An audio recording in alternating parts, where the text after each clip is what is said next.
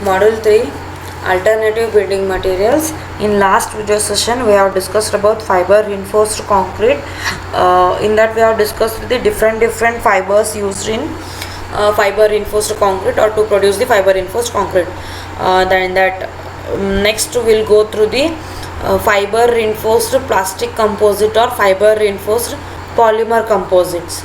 So it may be appropriate to call the present era as the plastic age, because at all the fields we are using the plastic. In almost all the fields, almost all the areas we are using the plastic.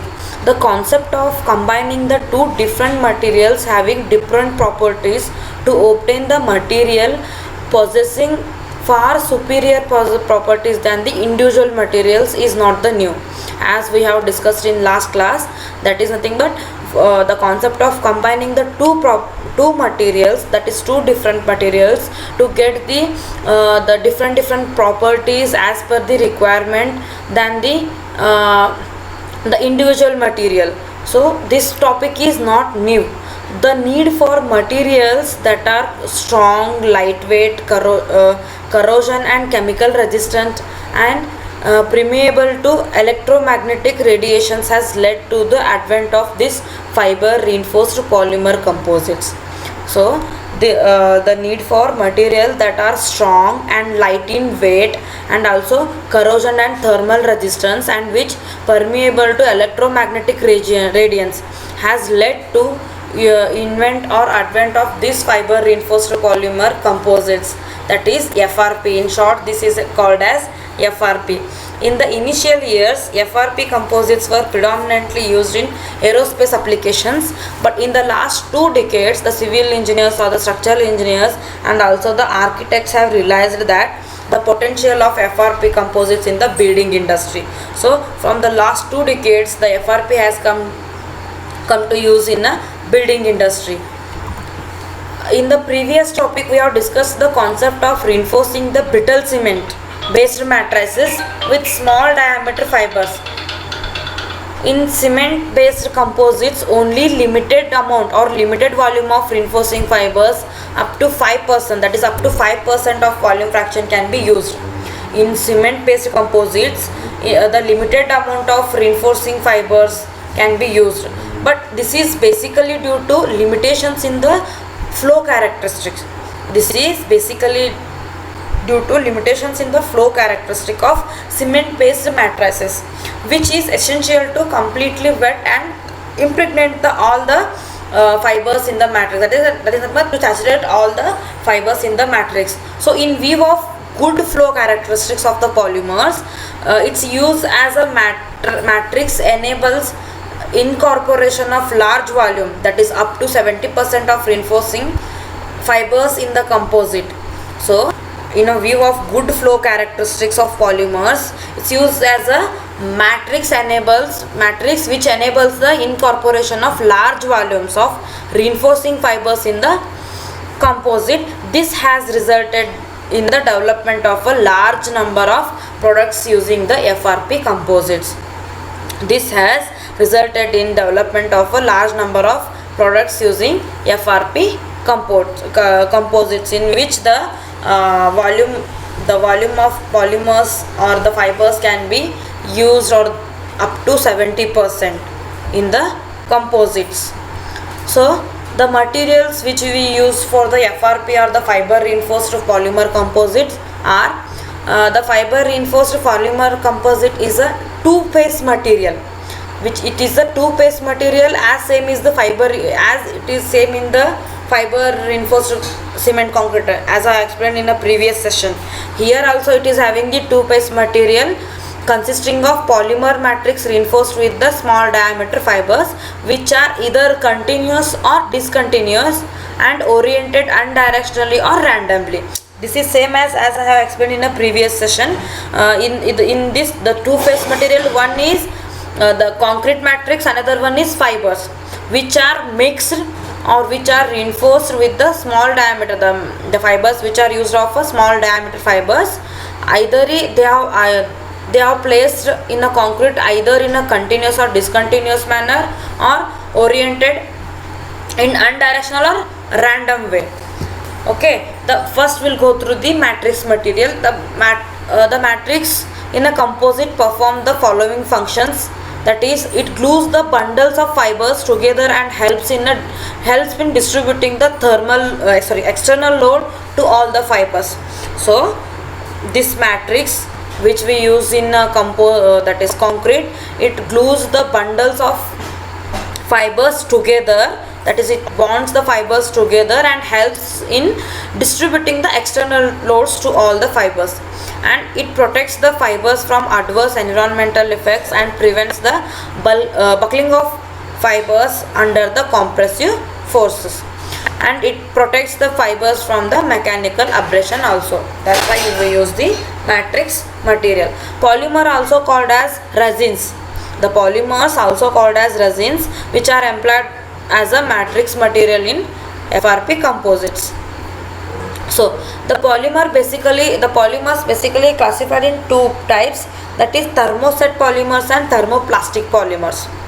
The thermoset polymers and thermoplastic polymers.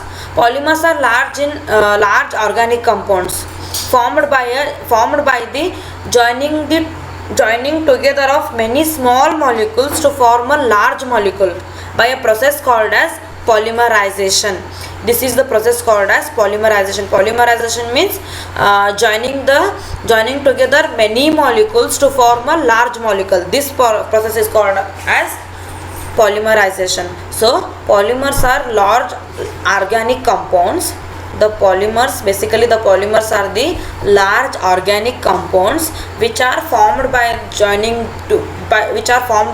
together many of the small molecules to form a large molecule, and that process is called as polymerization. The simple compounds from which polymers are made are called as monomers. The simple compounds from which the polymers are made are called as monomers. Both thermoset and thermoplastic polymers are long-chained molecules. Both the thermoset and thermoplastic molecules are long-chained molecules. Long-chained are nothing but they are interconnected. So the polymers in which their long molecule chains are interconnected with the chemical bonds or cross-links, forming a rigid three-dimensional structures, are called as thermoset polymers. The polymers in which their long molecular chains are interconnected with the chemical bonds. The polymers in which their long molecular chains are interconnected with the chemical bonds or the cross links, forming a rigid three-dimensional structure. Are known as thermoset polymers. In the case of thermoplastic polymers, their long molecule chains are not chemically interconnected. Their long molecular chains are not chemically interconnected and are held in place by weak secondary bonds. So these are held in place by weak secondary bonds like van der Waals bonds. Okay, and the thermosets are generally liquid resins. The thermosets are generally liquid resins which are heat activated or heat cured to achieve the cross linking of the molecule chains. That is nothing but cross linking is nothing but chemical bonding. The thermosets are generally liquid resins which are heat activated to achieve that chemical bonding of molecular chains. Okay, these are the heat activated or heat cured to achieve the these are heat cured or heat activated to achieve the cross linking of the molecular chains, that is not the chemical bond of the molecular chains. The thermoplastics are solids which have to be melted by heating, molded to the desired shapes and cooled. So thermoplastics are basically solid, and then they are melted and by heating, then they will tend to melted by heating and then molded to the desired shape, and after it will be cooled. Because of their differing chemical structure, the thermosets and thermoplastics have the unique properties. Because of their differing chemical structure, the thermosets and thermoplastic have the unique properties. Thermosets are more rigid than the thermoplastics due to their cross-linked chemical structure, that is nothing but the chemical bonding is strong in that, because they are interconnected. The molecules in the thermosets are interconnected, so they are more rigid than the thermoplastics, and they cannot be remelted by heating, whereas thermoplastic can be remelted by heating. So because of their rigid bond, thermosets can't be remelted by heating, whereas the thermoplastic can be remelted by heating. Thermosets polymers have good thermal stability and chemical resistance. The thermoset polymers have the good thermal stability and the chemical structure resistance. They also exhibit the reduced creep and stress relaxation compared to thermoplastics. Thermosets have short life after mixing with the curing agent, that is the catalyst, and low strain to failure and impact strength. The thermoplastic polymers on other hand have a high impact strength, fracture resistance and strain to failure. So the advantage of thermoplastic polymers is they have the high impact strength, fracture resistance and also strain to failure. Typical examples of the thermoplastic resins. Typical examples of thermoplastic resins are polycarbonates, nylon, polyethylene, polypropylenes and polysterenes. These are the examples of thermoplastics, that is nylon, polyethylene, polypropylene, polysterenes, polycarbonates. These are the examples of thermoplastic. And next figure you can see the schematic representation of thermoplastic and thermosetting polymers. See, this one is the first figure is thermoplastic polymer and second figure is of thermosetting figure. These you can see here, these are interconnected, that is the cross links. Okay, it is the schematic representation of thermoplastic and thermosetting polymers. The most commonly used thermoset polymers are polyester resin, vinyl ester resin and epoxy resin. The most commonly used thermoset polymers are polyester resins, vinyl ester resins and epoxy resin. Polyester resin, first we will go through the polyester resin. These are formed by a condensation of polymerization of a diacid with a dialcohol. That is nothing. Polymerization means, as I had told, interconnecting the small molecule to create a large molecule. So these are formed by condensation polymerization of a diacid by dialcohol by the elimination. So by the elimination of water between the acids and alcohols, ester linkages are formed. By the elimination of water between acids and alcohols, ester linkages are formed. The resulting molecular chain of alternate acid and alcohol molecules is collectively called as polyester resin. The resulting chain of a alternate acid and alcohol molecules is collectively called as polyester resin. The cross-linking occurs by the addition of polymerization reaction. The cross-linkage of these molecules occurs by a addition of polymerization reaction. A molecule that readily produces the free radicals initiate the cross-linking reaction. The molecule which readily produces the free radicals will initiate the cross-linking reaction.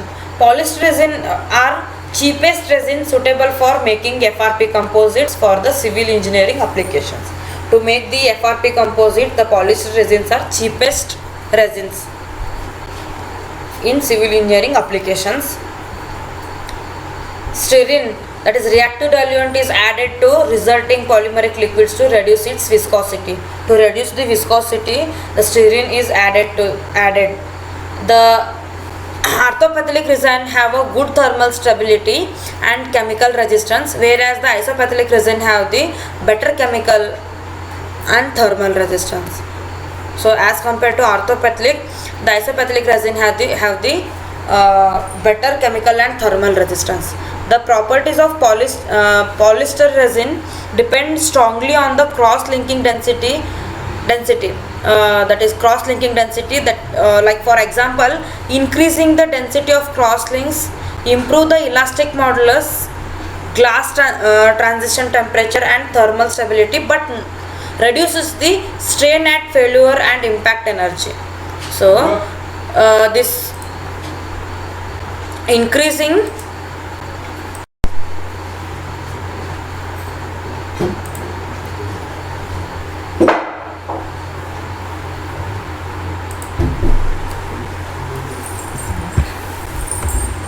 so next is vinyl ester resins. These resins are derived from the reaction of bisphenol A and diglycerol either with acrylic or methacrylic acid. So the vinyl ester resins are derived from the reaction of bisphenol A and diglycerol either with the acrylic or methacrylic acid.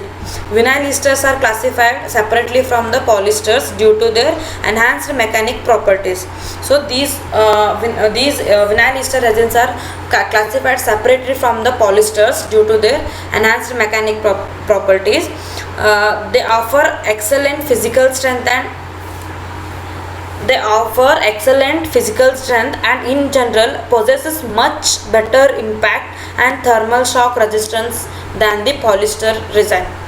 So these vinyl ester resins have the excellent physical strength and also possesses much better impact and thermal shock resistance than the polyester resins. A unique characteristic of vinyl ester is that it contains a number of OH, that is hydroxyl groups, along its strength. It contains a number of hydroxyl groups along its length, which can form a physical bonds with the similar groups on glass fiber. Physical bonds with the similar groups on a glass fiber surface, resulting in an excellent wet out and good adhesion with the glass fibers. I will tell you why they are including here glass fibers. In next we will get to know that. So the unique character is it contains the number of hydroxyl groups along its length, so which it can form a physical bond with the similar groups on a glass fiber surface, resulting in the external wet out and good adhesion. So while using the fiber reinforced plastic composite, we have to use with these resins we have to use another fibers also, okay, to get good results in that case the glass fiber is one of the good one which suits this plastic fibers. So that's why this vinyl ester will create a good bond with that glass fiber surface. So next is epoxy resin. Epoxy resins are generally manufactured by reacting epichlorohydrin with the bisphenol A. Epichlorohydrin with the bisphenol A. Varying the proportions of the two reactants forms a different resins.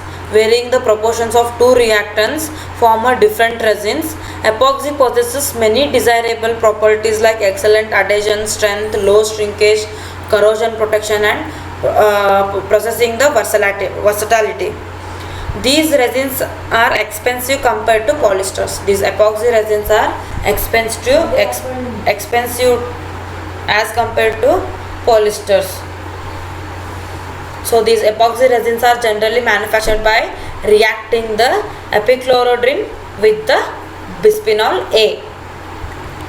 So next is filler and other additives. We have to use the other additives for the filler are added to thermoset polymeric matrices for the one or more reason, that is for the many reasons, which are the following reasons: to reduce the cost, increase the stiffness or modulus, reduce the mold shrinkage, control the viscosity.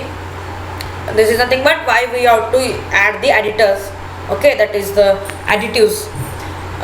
Produce the smoother surface. The most common filler for polyester and vinyl ester resin is calcium carbonate. The most common filler used in a polyester and vinyl ester is calcium carbonate. which is used to reduce the cost as well as mold shrinkage.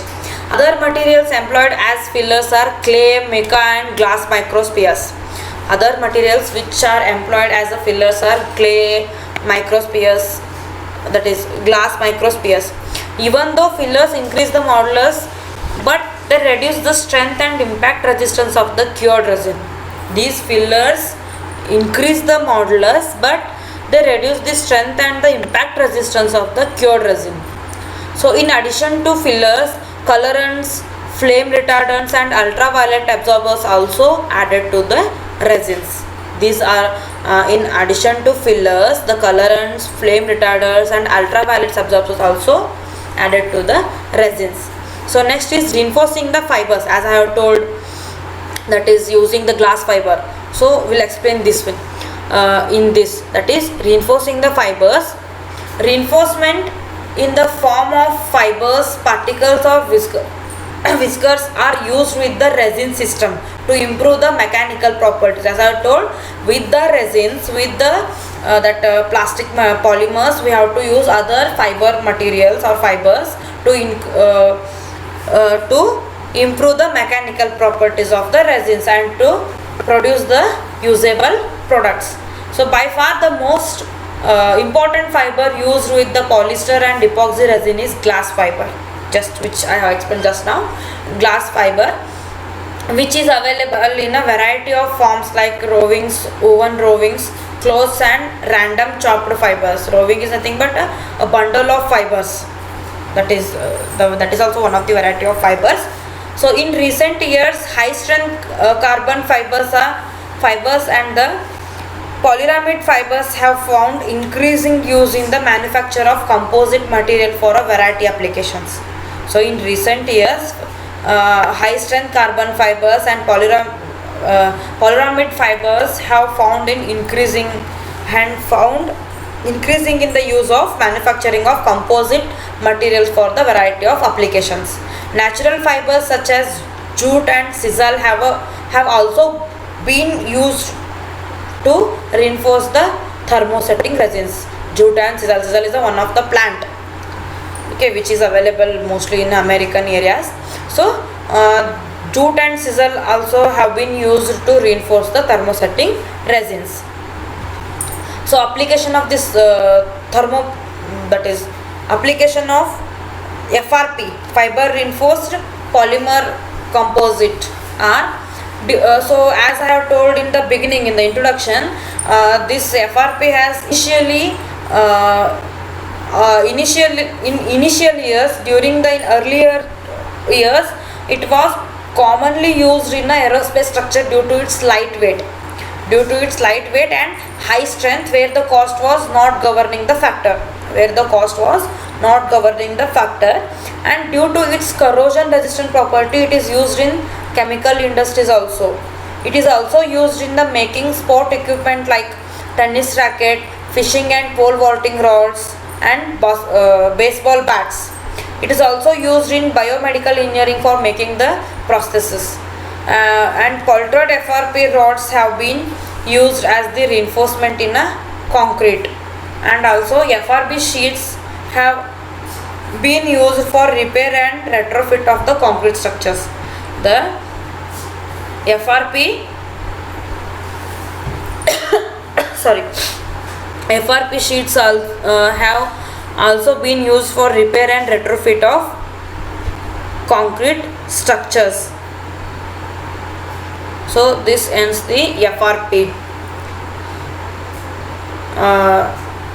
This ends the fiber reinforced polymer or plastic composite. Thank you.